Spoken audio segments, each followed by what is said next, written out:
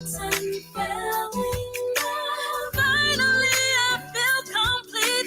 The weight is lifted off me. I can see.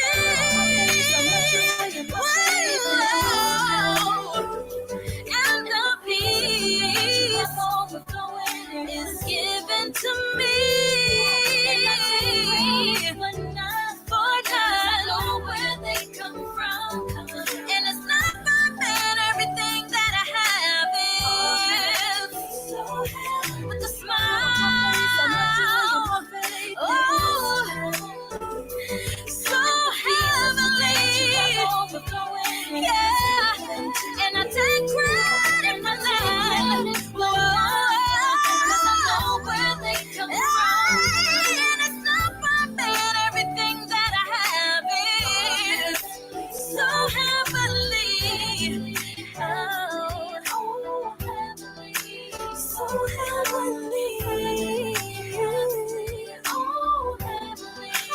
So heavenly. Oh, heavenly. So heavenly. Oh, heavenly. So heavenly.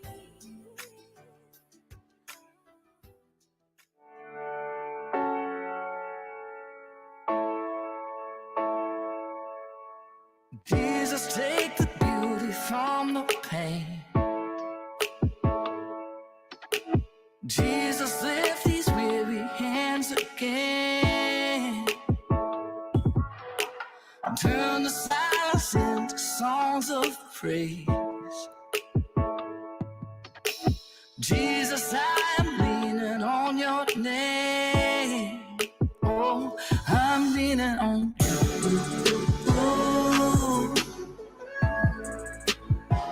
I'm leaning on you.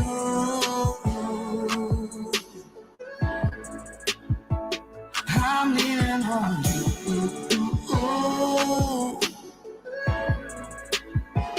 I'm leaning on you.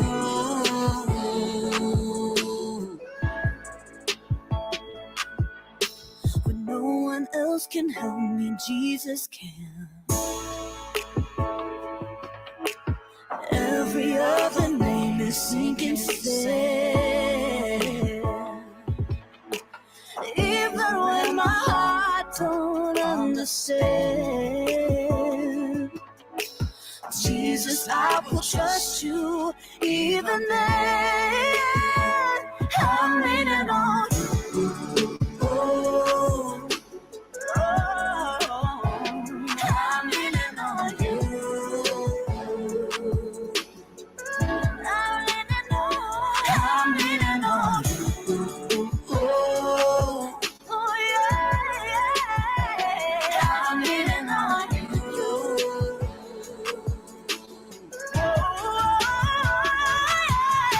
And I'm convinced that nothing can ever separate us from God's love. Neither death, nor life, nor power on earth can separate us. So I'm confident that nothing can ever separate us from God's great love. Neither death, nor life, nor power on earth. You promised us. I'm leaning on you.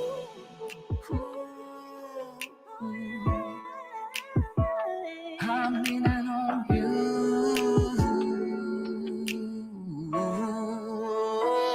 I'm leaning on you.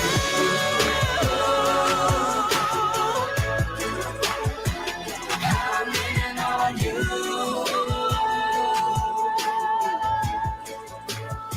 I'm leaning on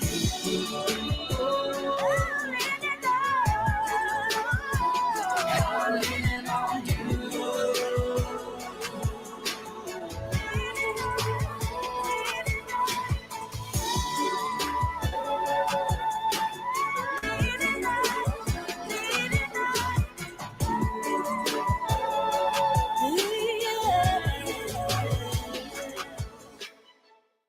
You are listening to the best in gospel music on FWR, Free Worship Radio.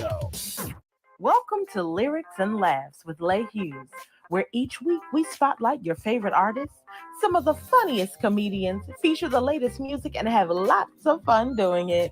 We've got another exciting show in store for you today. Stay locked right here on FWR Gospel. We're back at it again. And this week's Sunday Fun Day clip is none other than one of my faves, Lexi. Lots of folks may know her from her powerful singing voice, but she's actually a very funny lady. Check out this clip of stuff Black folks say at funerals. Here you go. Thank you, Pastor. 2 minutes. How do you tell a lifetime in 2 minutes? I don't know. Thank you, Pastor Graham. I know you said, Pastor, that I could sing or tell us brief testimony. I'm choosing to do the testimony today about my girl, Nikki. Thank you, Pastor Graham. You don't have to stand there. The N is for never giving up. Nikki never gave up. I remember the one time when we was fighting. She kept fighting and fighting. I kept saying, when is this girl going to be done fighting, okay? I don't know what you come to do. Because usually I hit you once and I take you out. You see what I'm saying? I hit you one time. Boom. I dot that eye real good. There's a lot of people that should go, but not Nikki. Take my boss. Take her. I don't like her. I never let Nikki. Nobody greater. Nobody greater. I'm going to change the words for you, Nikki. My 5th grade school teacher. She can go. She can go. She was me. Nikki loved to roll them blunts. Nikki would smoke, okay? But I know she's in heaven. Don't know what you come to do. The I is for ignorant. Nikki was ignorant. Keisha, you know she was ignorant. My ex-mother-in-law, take her. But not Nikki. She was a good person. But she was club now. We will get our club on. Don't get it twisted. I searched all over. Couldn't find nobody. I looked high and low. Still couldn't find a friend like you. This is not a funeral. It's a homegoing. There's so many people that can go. Bob Barker, he's already old. Take him. The K is for kindness. We always shared each other's clothes. Got that new DKNY? Well, I got this new Gloria Vanderbilt. You got this new Christian Dior? Boom. I got you. Apple bottom jeans. Kindness. Matter of fact, the dress she has on right now is mine. I need something to drink. Who do I speak to about getting my dress back? Oh, let him. Because Nikki really cared about everybody. She would dot that eye a little bit, okay? You get a little sloppy, you start talking, you start bop in your mouth, she would dot that eye. 1, 2. But she cared. That's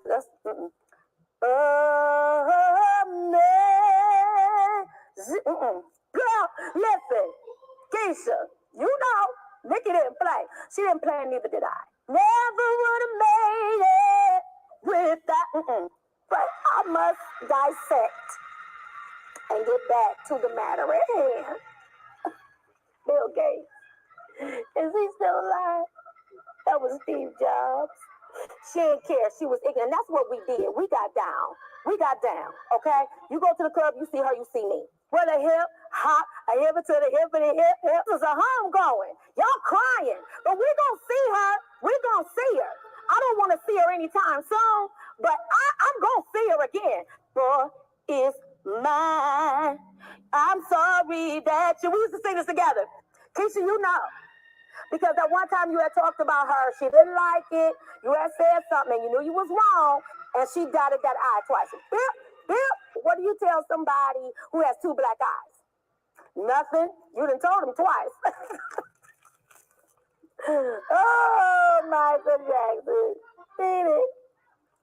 Beat it.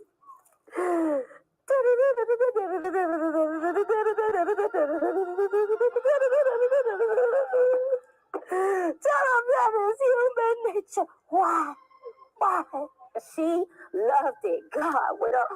heart. Okay. All the Golden Girls are gone. Except for Betty White. I love me some Betty White. Don't you ever be scared. They don't even dare. They get you and they beat you and they tell you it's fair. So be it.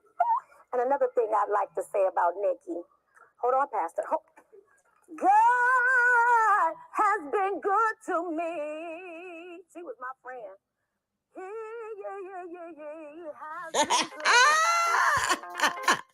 I think we have all been to a funeral like Nikki's. Lexi, that was a good one. Thanks for that funny Sunday clip of the week. All right, folks, stay tuned for my interview with Pastor Jason Hendrickson. Coming right up. Hey, everyone. I'm super excited to be here with Pastor Jason Hendrickson. Let me tell you a little bit about him. If you haven't heard, I'd be surprised if you haven't. But Pastor J, excuse me, is how I refer to him, epitomizes the moniker of a man of many talents. He is a powerful preacher and teacher of the gospel and was awarded an honorary doctorate of sacred music from ABG Seminary. He is the CEO of All Things Apparel, which features a robust clothing line and recently moved into culinary dessert creations to include an extensive gourmet coffee line. Pastor J first gained notoriety as the master percussionist for Bishop Hezekiah Walker and the Love Fellowship Crusade Choir. He has toured with the Lost Boys, Mr. Cheeks, and Faith Evans, to name a few. As a songwriter, he has penned music for several of his own projects, of course, as well as for Grammy and Stellar Award-winning recording artist Marvin Sapp. Pastor J's music uses everyday life experiences to encourage and uplift people to renew their hope in God. Hallelujah. Pastor J has a new single out called My Longing, which shares some of his most intimate thoughts in song. That same song, y'all, is actually the #1 song in the country on the internet right now. Pastor J, welcome and congratulations to you.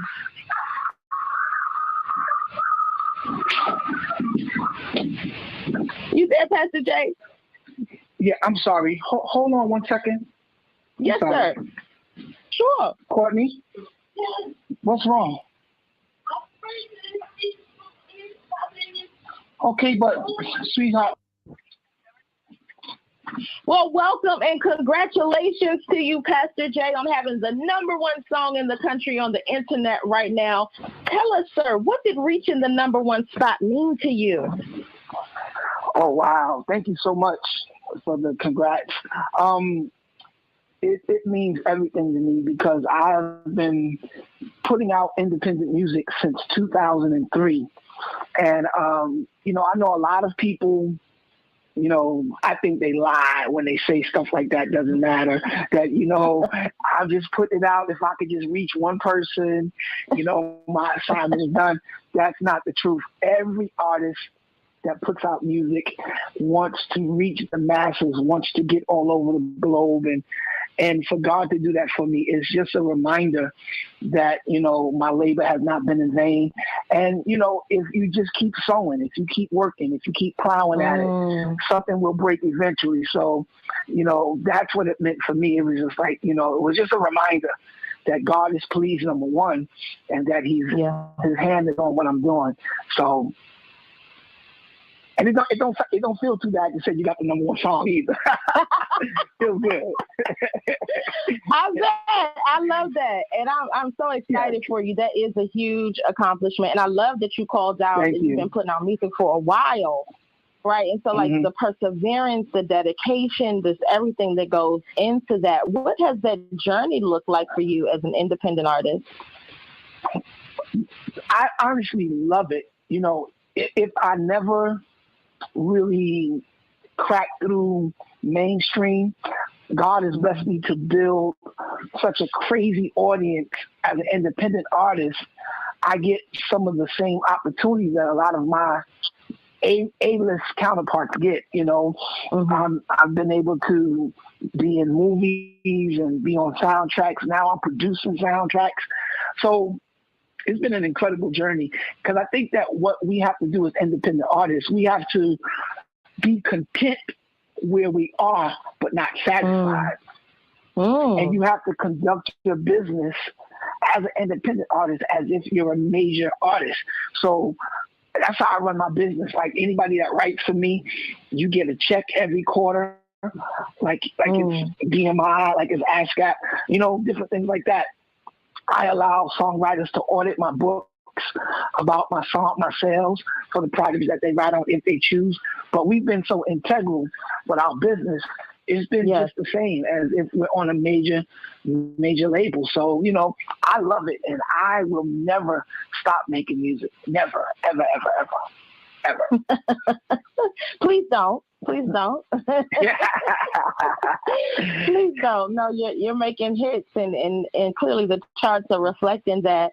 I love what you said. Be content, but never satisfied. Wow. Yeah. That was huge. Yeah. Mm-hmm. That's major. It's important because a lot of artists, especially independent artists, it's very discouraging the road that you have to take sometimes because you hear a lot of no's. But I was a mortgage broker for 12 years, and one of the things that my mentor drilled me with the mortgage business is every no brings you closer to that yes. That changes the game for you.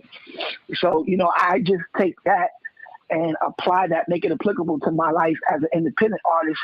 And I don't even pay attention to the no's anymore. I'm like, okay, I'm just going to keep plowing at it. I'm going to keep going.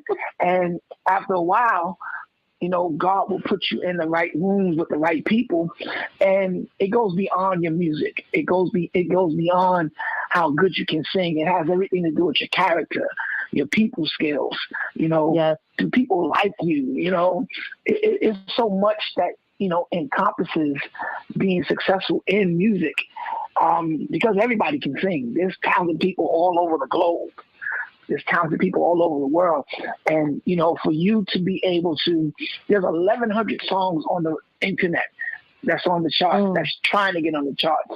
So for God to allow me to get past all those other songs, all those amazing artists, and hit number one, that gotta be him. It can't be me. It really can't.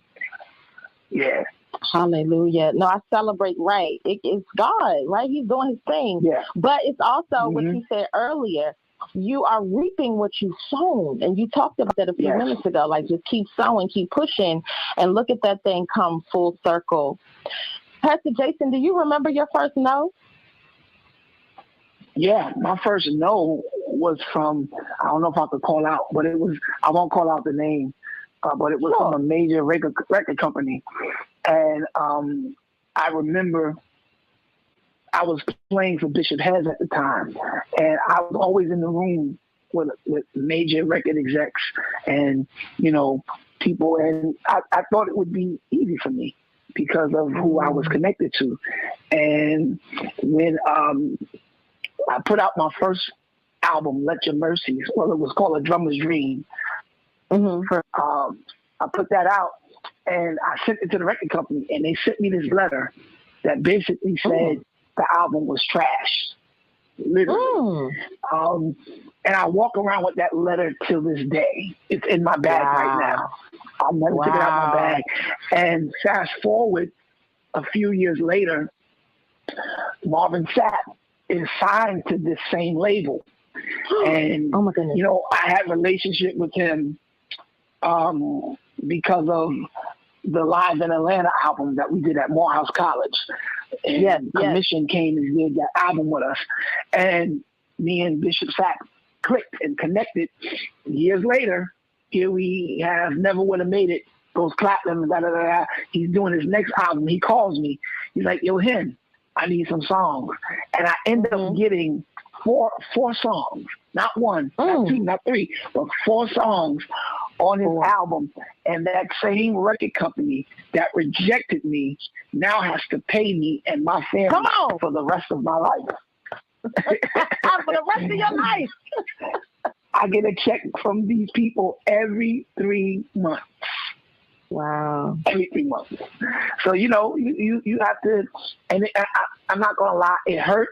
I came home I fell out in my wife's arms like a little baby. I cried because, I couldn't believe that they were so mean. I was like, wow, you couldn't have worded it a little bit better. Okay. But, crazy part is all the people that was there, they don't even have jobs anymore in the industry. Yeah. Wow. Yeah.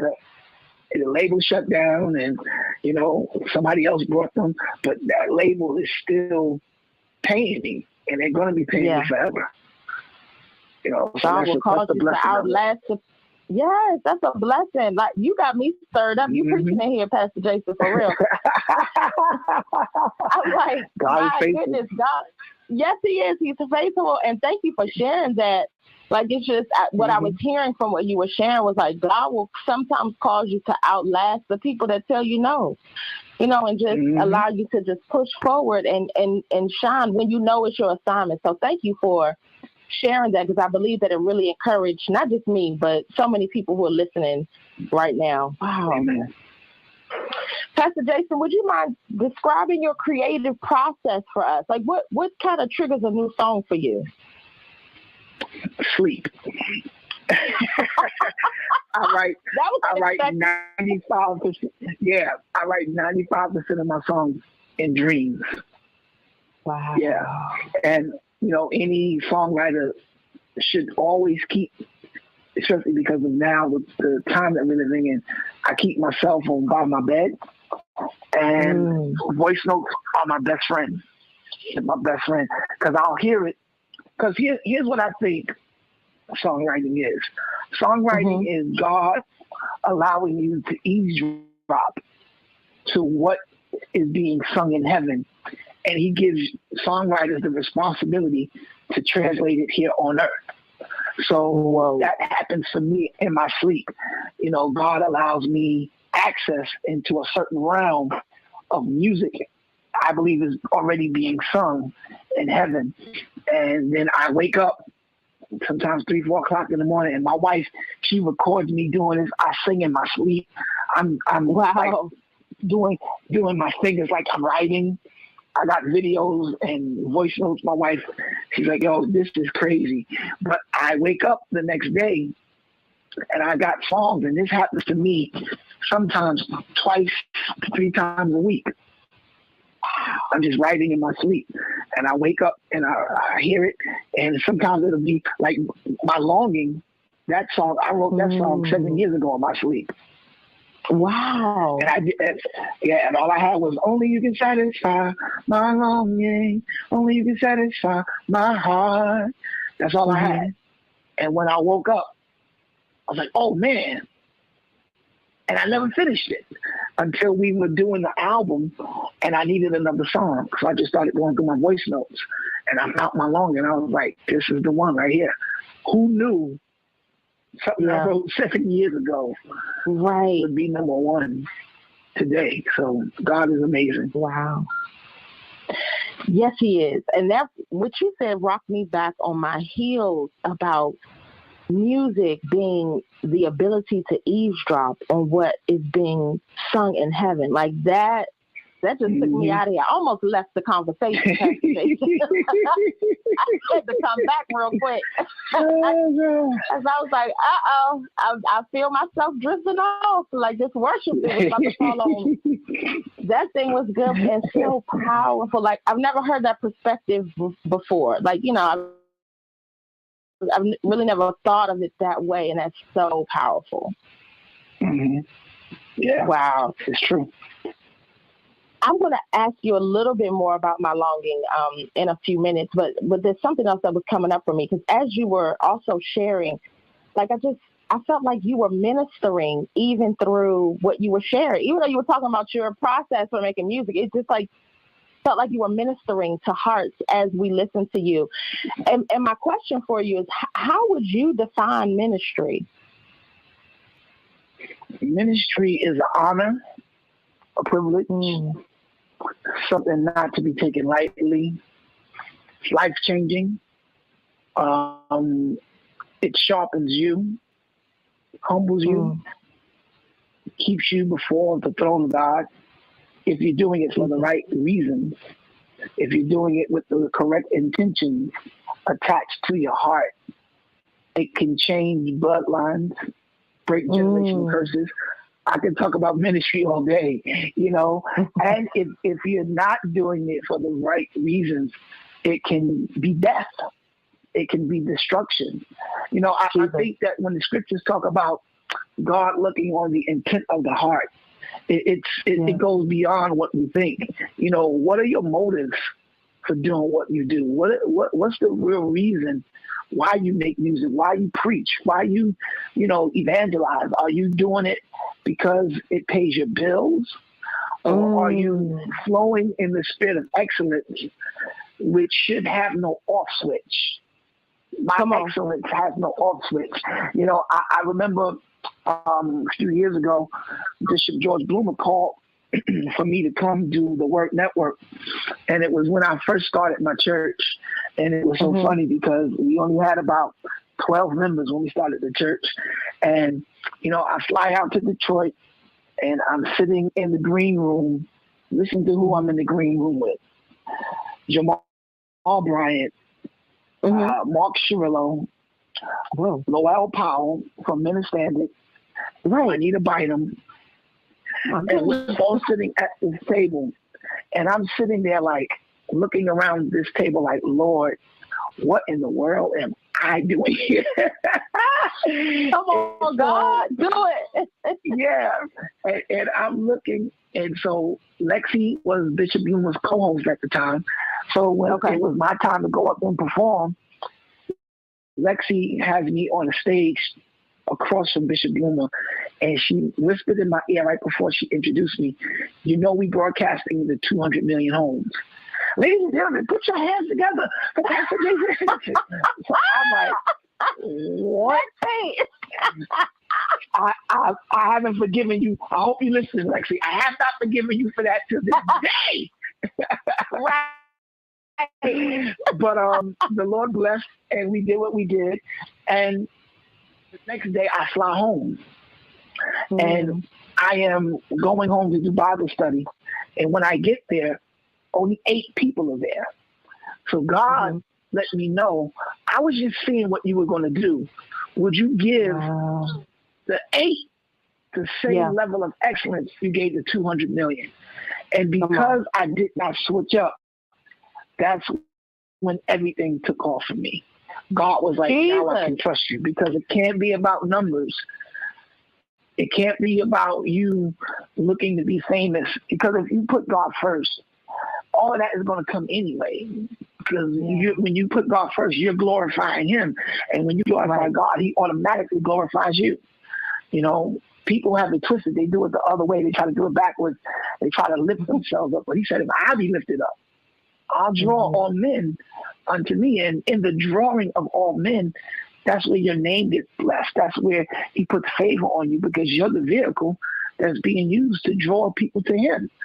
So, yes, Lord, that's what we need to do. Make sure that if you're doing ministry, that your heart is right. When you do that, God blesses you beyond your wildest dreams. I see. God is good. Yes, he is. Yes, he is. This not about me, so I won't tell my stuff. But yes, sir. What you're saying is, it's resonating. It's resonating, sir. I'm over here like my left toe is tapping. I hear a drum beat and the organ. I'm trying to keep it together. Yes, sir. Yes, you've been doing music and ministry so long. Like, what's been your motivation for staying this long? I just love music. I love music. It's my safe space. Music never talks back to me. Music never tells me my ideas are dumb. Music is not like people, I get into music, and I've really been blessed to write and create music that has changed not other people's lives only, but has changed my life. Music has changed where I live, changed what I drive, changes how I'm able to take care of my children and now my grandchildren. Congratulations. Yeah. Yep. So, it's changed my whole life, so I'm thankful. I'm really thankful for it. And I wouldn't ever stop doing it because, again, it puts me in a space where I can be as creative as I want to be. And, I told God at the beginning of the pandemic, because I honestly believe the pandemic was sent into the earth to give the church especially a chance to re-prioritize our motives. And if you talk to me a lot, you'll hear me talking about this a lot.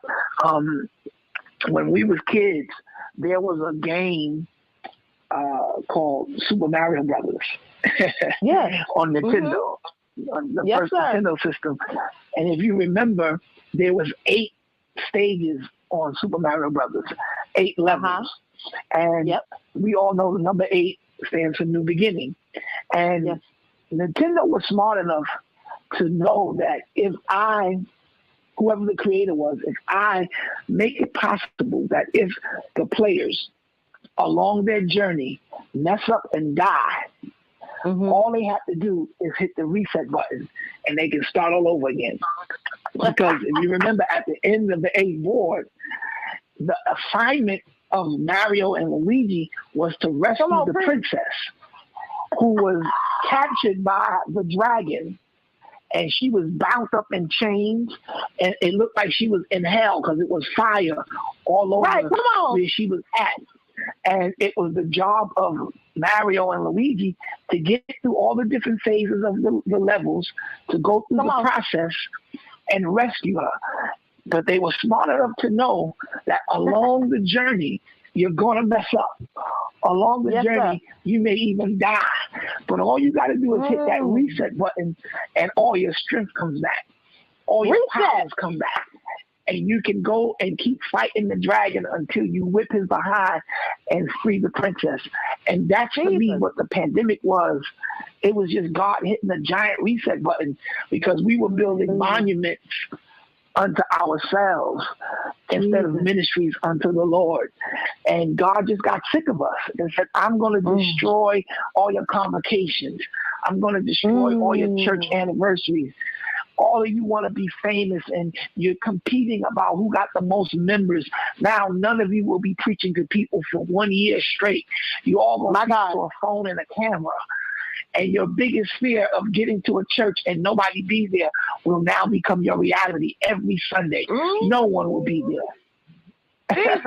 So God just set us all straight. And in that process, I really got the gist of why he anointed me to do music. And that's what I keep in mind, that I am anointed to write songs that remind people to keep Christ in the center of everything that you do. Thank you, Jesus. That's the secret sauce. It's not hard. Becoming successful is not difficult once you understand the secret sauce. And it's Jesus.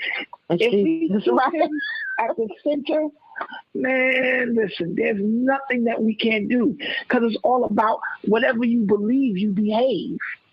If you believe that you're blessed, you're going to behave like you're blessed. And if you behave like you're blessed, you start to create the results of a blessed man or woman of God.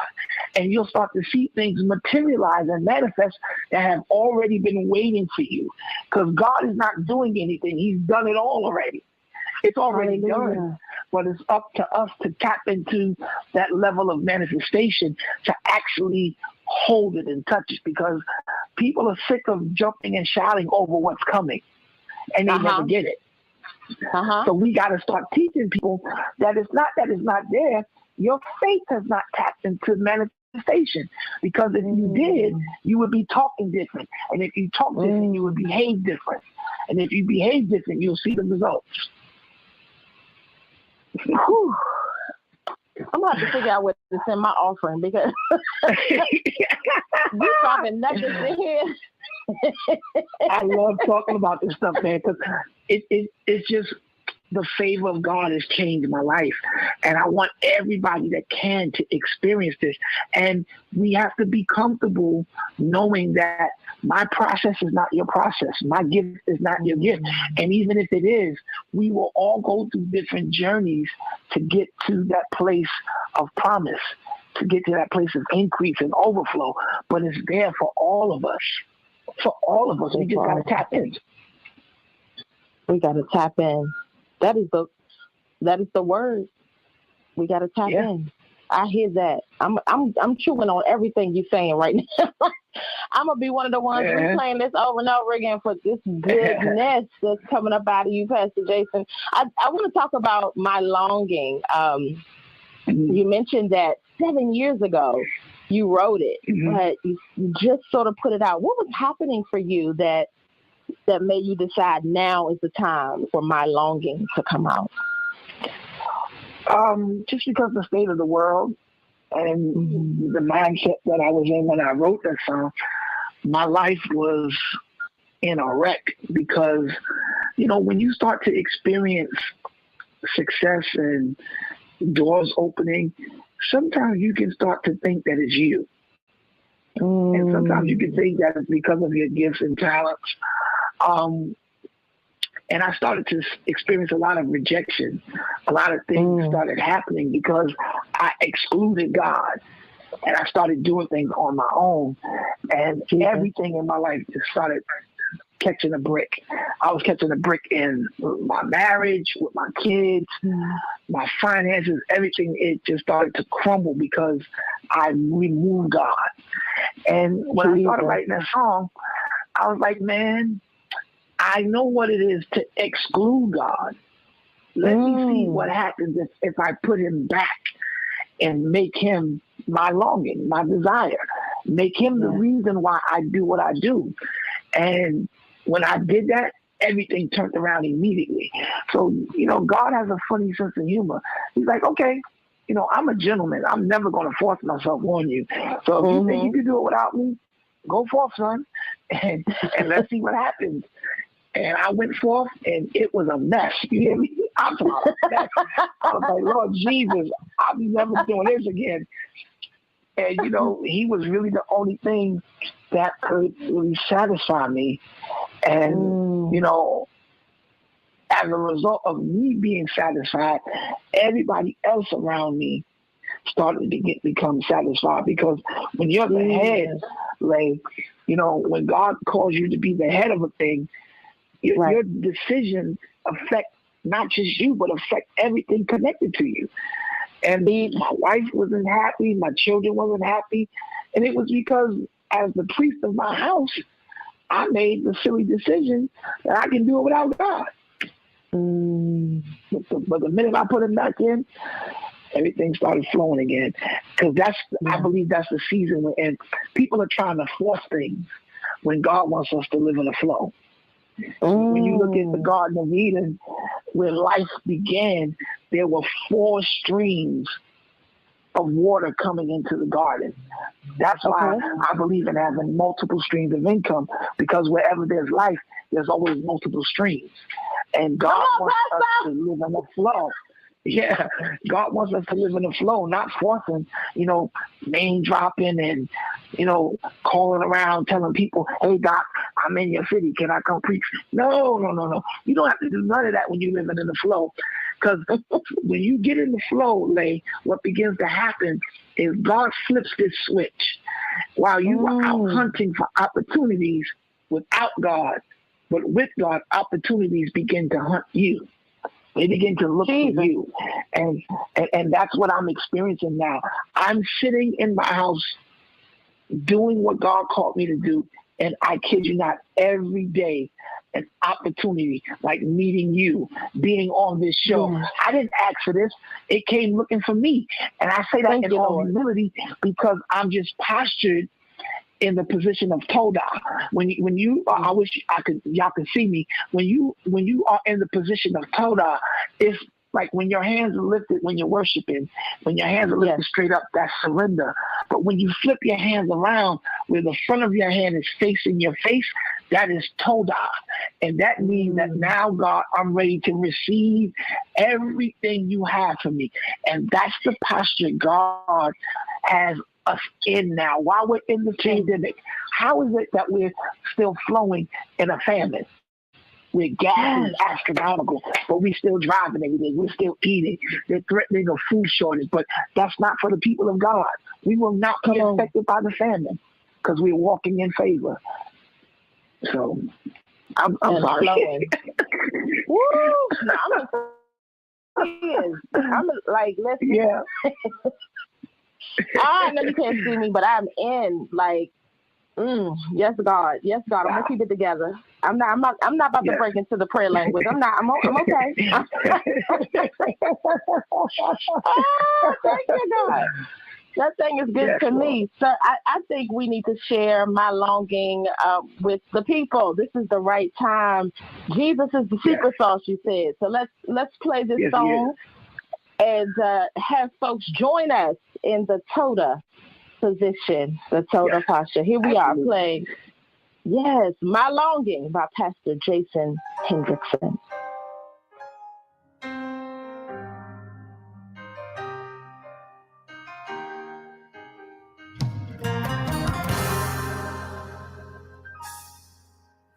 Only you can satisfy my longing. Only you can satisfy my heart. Only you can satisfy my longing. Only you can satisfy my heart. Oh, taste and see, He is good. Taste and see, my God is good. Taste and see, He is good. Only you can satisfy my longing. Only you can satisfy my longing. Only you can satisfy my heart. My heart. Only you can satisfy. My longing. Only you can satisfy my heart. My heart. Taste and see, He is good. Taste and see, my God is good. He is good. Taste and see, He is good. Only you can satisfy my longing. Oh, taste and see, He is good. Oh, He is good. He's the lover of my soul. He is good. Only you, my longing.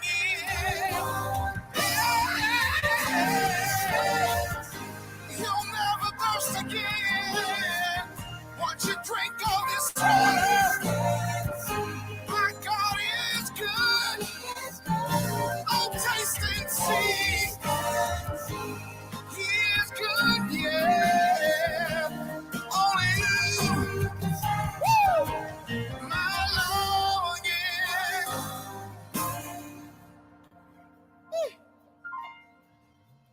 Only you can satisfy my longing. Only you can satisfy my heart. Only you can satisfy my longing. Only you can satisfy my heart. You are good, Lord. You are good, Lord. I said you're so good. You are good, Lord. His mercy endures forever. His mercy endures forever. You're so good. Yes, ladies and gentlemen, that was My Longing by Pastor Jason Hendrickson, the #1 song in the country on the internet right now. Pastor Jason, with such an amazing background, if there was one thing you wished people knew about you but don't, what would that be? That I am a great cook. Oh.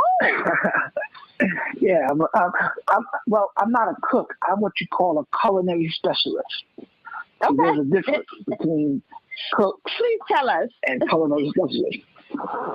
Yeah, I love to cook. I love to cook. My schedule doesn't allow me to do it a lot anymore. Okay. But I love getting in the kitchen. I love talking trash about my food. I love challenging people to cook off. I'm extremely competitive when it comes to it. I will take anybody on, senior citizens, children. I have no mercy. I don't care how young you are, how old you are.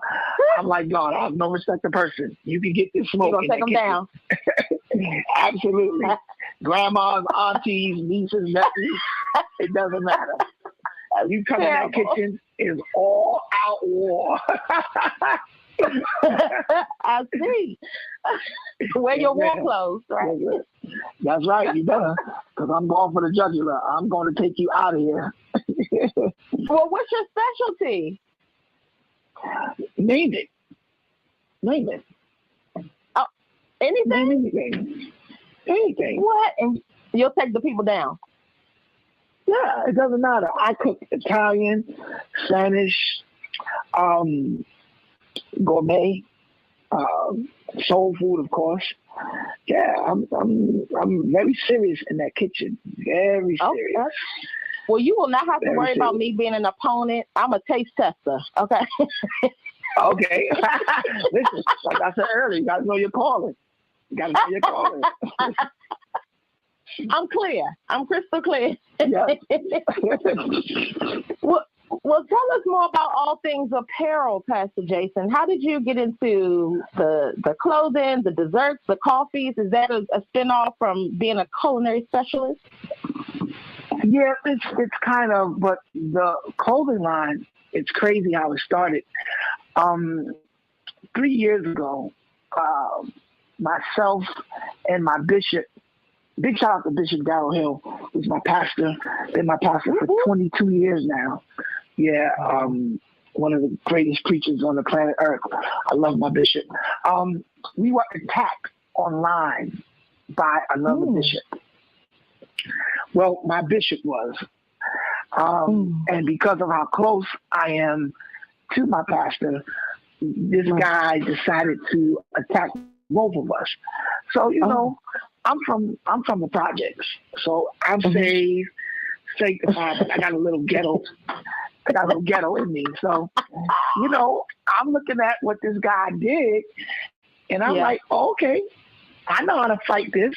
I'm not going to put my hands on him, but I started gathering intel on this guy because I knew some sketchy things that he has done, and I put together this whole email with pictures, my statement of accusation against this brother, and I prepped it to send to his bishop. But I called my bishop first, and I said, Bishop, don't you worry about it. I got this. You don't say nothing. I got this. I'm your Peter. I'm a cut this ear off. Cut that ear off. I'm ready. I'm getting ready to send the email to this guy's bishop, and my pastor said to me, if you do it, I'm going to silence you forever. You won't preach again in his organization. God said not to say anything. I said, well, God told you that. He didn't tell me that. I said, well, you still being obedient, man of God. God told you to be quiet. He didn't tell me that. And he said, I'm telling you, if you send that email, it's over for you. So, you know, I'm angry at this point because I'm like, yo, this is what I do. You know, right? I fight for the people I love. Let me do my thing. Right. He's like, nah, man, if you send it, it's over for you. you. So I obey my pastor. I delete the email, and I put together this whole email with pictures, my statement of accusation against this brother, and I prepped it to send to his bishop. But I called my bishop first, and I said, Bishop, don't you worry about it. I got this. You don't say nothing. I got this. I'm I don't send it. Back to Bible study again. There's something about these Bible studies with me. I'm standing in the pulpit teaching, and I hear the Lord say, start hashtagging all things. When you think anything is negative, when you think something is attacking you on social media, start putting up hashtag all things. So I was looking, I'm like, y'all hashtagging up in heaven now, God? You know, I'm being sarcastic with him. And he's like, you heard what I said, right? I said, yes, Lord. So I start hashtagging every day, hashtag all things, hashtag all things. I purchased the hashtag. God told me to buy it, to become the owner of it. I didn't know where this was going, Lay. I promise you I didn't. Right. So I'm hashtagging all things. Everybody starts hashtagging it. Everybody starts doing the same thing. And so now I hear the Lord say, put it on a t-shirt. I'm like, what? I put it on a t-shirt. I put the picture up. Everybody wants to buy it. Where do we buy it from? And I'm like, oh, okay. I see where this is going. So we put it on hats. We put it on sweatshirts, on hoodies. And it just went crazy. I'm talking about Little Mo, Chucky Booker. I mean, people that I've never even worked with that are celebrities started reaching out. Jason Nelson. I mean, it just went crazy. And it was all birthed. Yeah, from me being obedient to God. Because if I would have sent that letter, that email, that would have been my reward versus the empire that God has me building now. That has taken me off my job. That has opened up multiple streams of income for me. And, you know, I was sitting in a restaurant down the block from my office, and I never made banana pudding before, ever in my life, never. Wow. And the pandemic starts, you know, and I make the bulk of my money, speaking engagements, traveling, doing concerts, all of that shut down. So I'm like, Lord, what in the world am I going to do? I got all these bills. I got to take care of this family. Okay. So I said, I'm going to start making designer cakes. Because my mother is a professional baker, my father is a professional baker. So in my mind, it's in my blood. I know how to do this. And I made about 5 cakes. They all came out flat like pancakes. They tasted good, but looked horrible. Oh no! So I said, this ain't for me. So I called my mom. And I called my friend Nicole out in California, who's a professional chef. I said, listen, I want to try my hand at some banana pudding. So they gave me some recipes and stuff. So I looked at both their recipes. I didn't like some of the stuff my mother told me. I didn't like some of the stuff Nicole told me. I said, let me try what I think needs to go in it. And I promise you, Lay, I made the first banana pudding ever in my life. Took it to one of my pastor friends, Bishop Robert Butler, who is known in New York City for having the best banana pudding. So I said, if I'm going to get the green light from anybody, it got to be him. I take it to him. I go on Facebook Live. I say, all right, I made my first banana pudding. Bishop Butler's about to do the taste test. When I tell you this man went into that pan of banana pudding and did not come up for air. He just went to town on it. And I'm sitting there like, oh my God, I think we got something. So they got it right. Fast forward. Yeah. A couple of weeks, I'm sitting in this restaurant and I'm having dinner with my staff. And the maitre d' comes over and says, would you guys like to see our dessert menu? I said, yeah. They bring us the dessert menu. Only thing they have on it is rum cake. So I'm like, the only thing I got is what? I said, man, you need to taste my banana pudding. He's like, you make banana pudding? I said, the best in New York City. No, I'm not talking like talk. I said, nobody makes banana pudding better than me. He said, man, just off the way you talk about it, bring it by the store. So I bring it to the store, and long story short, we're in 7 restaurants now. What? And way to go! Yes. ABC comes and do a story on me. NBC comes and does a story on us. Channel 11 comes and we get into 2 movies, 1 documentary. All of this because I did not send that email. So I encourage you, be obedient to God, because obedience accelerates your blessing. Disobedience creates distance between you and your blessing. So because I said yes to the corrective action of my pastor, it accelerated me years and took me off my job and put me in a place where I'm now employing other people and just watching God blow my mind every day from banana pudding. Come on. Crazy. Now I want some. My mouth all watering. I told you I'm a taste tester. That's my calling. Yes, I got you. I have to jump on that. Oh my God, that's a huge like success, and I love how you brought it full circle from like what sparked it, but the fact that you had to make a choice, you had to make a decision whether or not you were going to honor the word of your bishop, and you did, and look at the payoff. God is so it wasn't easy. I'm so thankful that I did it. Yeah. Because it went against your nature. Like you said, you wanted to fight back. Like this was what you need to do to protect your loved ones. And to tell me I can't do that, that's a problem. I'm telling you, I was so upset with my bishop. Oh, God. I think I stopped speaking to him for like 2 days. Then you went back and said, I don't want to talk to you no more. But now, let me tell you something. I love that man. You can tell me what I said, and I'm like, let's go. Let's do it. Whatever you right, because he saw past all of that and was able to see down the line and knowing that wasn't the course. Hallelujah. Well, Pastor Jason, you're so busy. Yes. What do you do on your day off? When you're not in the studio, when you're taking a break from your cuisine and all things apparel, what do you do on your day off? The movies.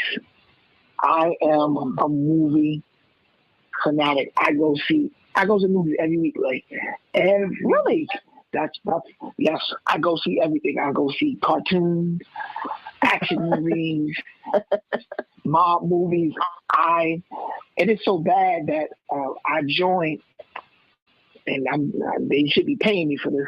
But Regal has a VIP program where you pay $23 a month.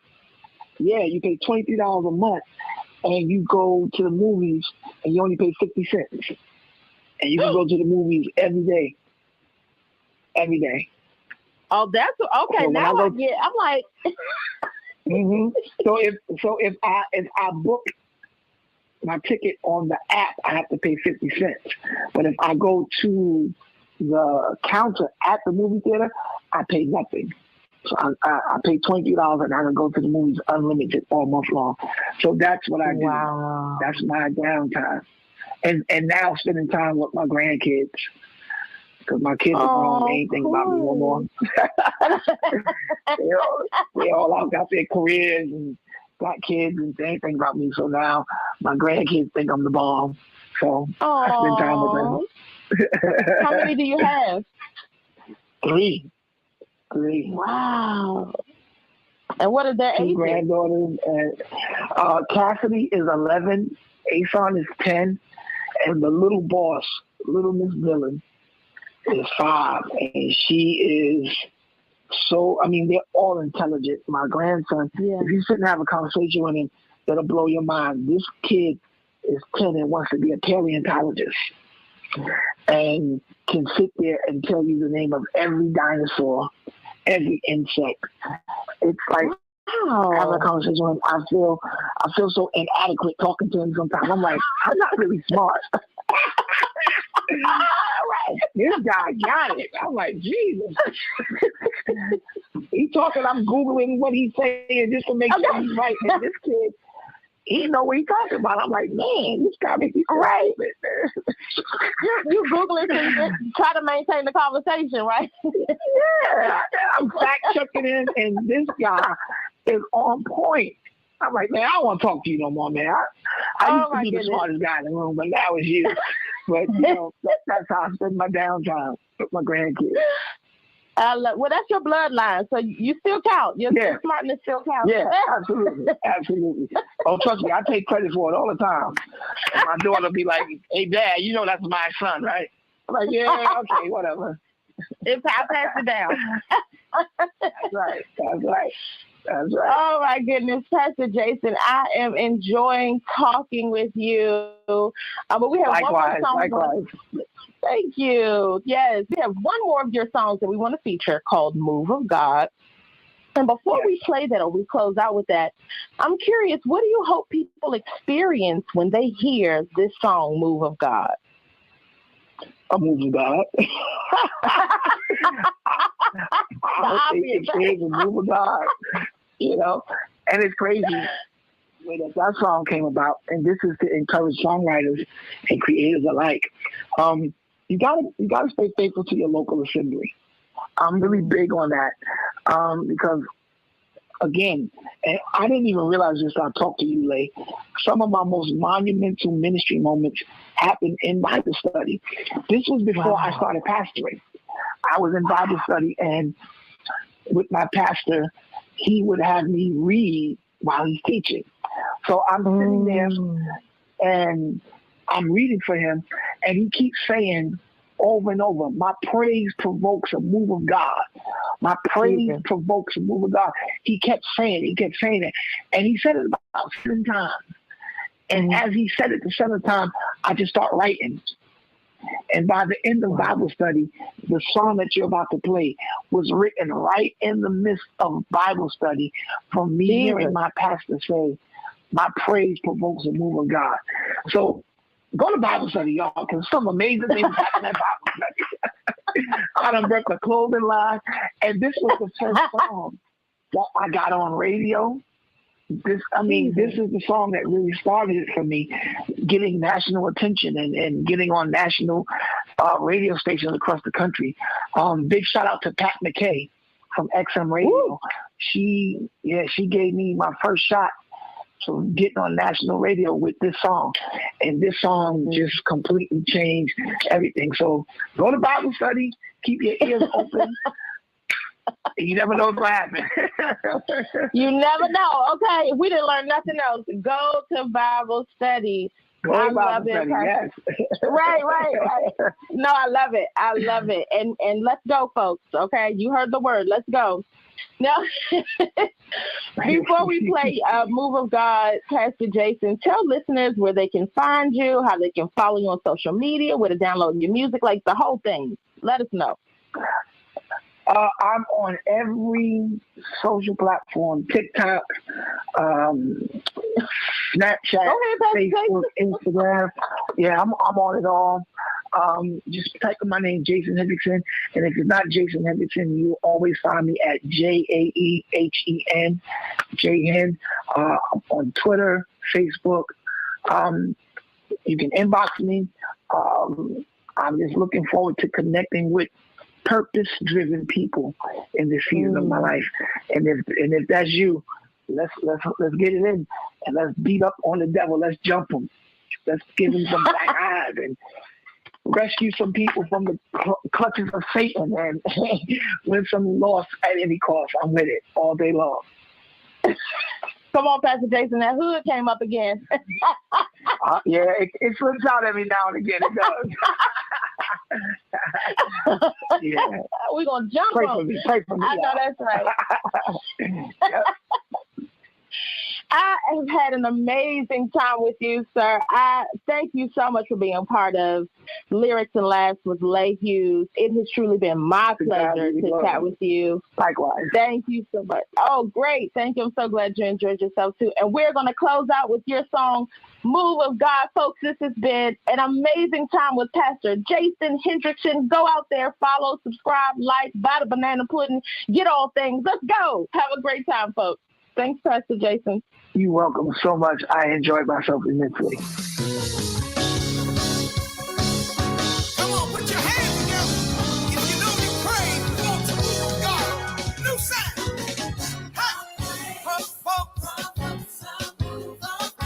Let me see you clap your hands and say, come on, y'all, clap your hands and say,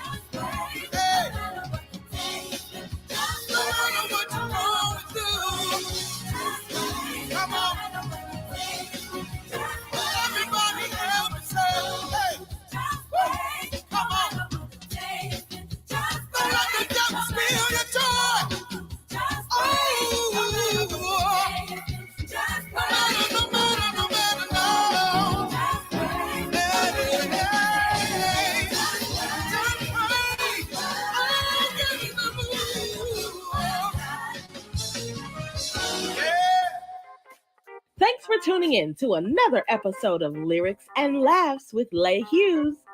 Meet me here each and every Sunday for more artist spotlights, great music, and plenty of laughs. Throughout the week, you can follow me on Instagram at Lyrics, Laughs, and Lay, or download the FWR Gospel app for endless music and inspiration. Remember, love conquers all. See you next week. Keep it locked right